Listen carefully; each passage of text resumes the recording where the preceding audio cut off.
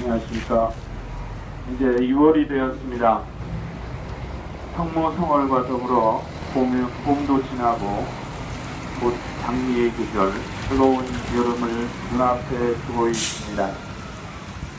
계절은 바뀌고 우리 삶에 생기를 주고 우리 삶의 변화를 유도하고 있습니다. 뜨거운 여름을 앞두고 찾아오는 6월이 되면 우리는 우리나라 역사에 큰 자욱을 남긴 역사적 사건들을 기억합니다. 그 중에서도 지금부터 28년 전 6월 항쟁을 기억합니다. 그 뜨겁던 역사의 현장으로 우리의 기억을 잠시 돌려보겠습니다. 1987년 5월 18일 천주교 정의구현 전국사재단의 공식 성명은 박종철 군 고문치사 사건이 조작, 은폐되었다는 것이었습니다. 시민들의 분노가 폭발하면서 6월 10일 전국에서 박종철 군 고문살인 조작과 은폐를 규탄하는 시민들의 시위와 집회가 서울을 비롯한 전국에서 동시다발적으로 일어났습니다. 특히 서울 명동성당 점거 농성은 6월 15일까지 계속되었고 이 6월 항쟁이 지속과 전국적 확산에 중요한 역할을 담당했습니다. 이후에 전두환은 결국 6.29 선언을 통해 직선제 개헌과 민주화 조치를 약속하게 된 것입니다. 시민들에게 굴복했던 것입니다. 전두환 독재정권은 12.12 쿠데타와 광주 학살을 일으키고 집권한 군부 살인 권력이었습니다.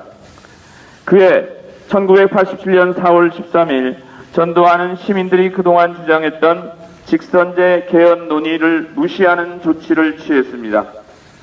이른바 4.13 호원 조치였습니다. 이 조치는 백성들이 직접 대통령을 뽑겠다는 요구를 묵살하고 대통령 선거를 간접선거 방식으로 유지하겠다는 것이었습니다. 이에 시민들은 민주헌법 쟁취와 군부 독재 타도를 외치는 반독재 투쟁을 조직했던 것입니다. 당시 경찰은 6월 한 달 동안 무차별적으로 최루탄을 난사하며 직격탄을 발사했고 사복 체포조를 동원하여 시위자 검거에 나섰습니다. 나아가 독재 타도를 주장하는 시민들을 좌경 세력, 용공 세력으로 몰아붙였습니다. 민주화를 주장하는 선의의 시민들을 온통 종북 세력으로 낙인 찍고 거침없이 탄압하면서 스스로 권력의 시녀가 되고 권력의 개라는 오명을 뒤집어 썼습니다. 수치스러운 경찰의 모습이었습니다. 그때나 지금이나 경찰은 민중의 지팡이라는 말을 듣기보다는 민중의 곰팡이란 말을 듣고 권력의 눈치만 보는 가냘픈 조직이었습니다. 예나 지금이나 경찰 조직에서 양심을 지키며 살아간다는 것은 하늘에서 별을 따는 것보다 힘든 일이었습니다. 경찰은 옳고 그름을 보고 행동하기보다는 권력의 요구사항을 성실히 따르는 정치경찰일 뿐이었습니다. 그리고 권력의 요구를 잘 받들었던 경찰 간부들은 경찰 조직을 이용하여 출세길을 달렸고 경찰 조직은 권력의 시녀로 여기저기 멍들고 엉망진창이 되었습니다. 이런 정치경찰의 역사는 지금도 계속 이어지고 있고 양심적이고 의식 있는 성실한 경찰관들은 숨죽여 살아가며 경찰로서 한없는 부끄러움과 슬픔을 안고 있습니다. 자신들이 몸담고 있는 경찰 조직이 정치적 출세 지향주의자들로의 권력의 개가 되어 있음을 부끄럽게 여기고 경찰 조직의 현재 위치를 칭찬하는 성실한 경찰관들이 무척 많이 있음을 우리는 알고 있습니다. 일제 강점기부터 경찰은 일본의 개노릇을 했고 일본이 물러간 후 미 군정과 이승만 권력에 빌부터 다시 짐승 같은 삶을 살았습니다. 경찰은 다시 독립군 가족이나 무고한 시민들을 매질하고 이승만 권력이 앞다리 노릇을 하며 박정희, 전두환, 노태우로 이어지는 쿠데타 권력들 앞에서는 무수한 시민들을 폭행했고 그 대가로 고위 간부들은 출세길을 보장받았습니다. 그리고 지금 독재자의 딸 박근혜의 권력의 탄생에도 경찰은 불미스런 일로 관련되어 있습니다. 2년 전입니다. 2012년 대통령 선거 당시 서울경찰청장 김용판은 국가정보원에 근무했던 사람입니다. 그는 서울경찰청장을 지내면서 국가정보원 직원의 대통령 선거 개입과 관련하여 부정선거와 여론조작 사건에 깊게 개입하였습니다.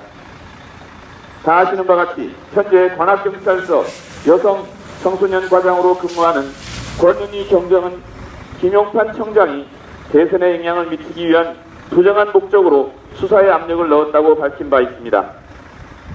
이처럼 예나 지금이나 경찰 고위 간부들은 경찰 조직을 자신의 정치적 출세길의 발판으로 이용하고 있는 것입니다. 어디 김용판 청장만 그랬겠습니까? 알 사람은 다 알고 있습니다.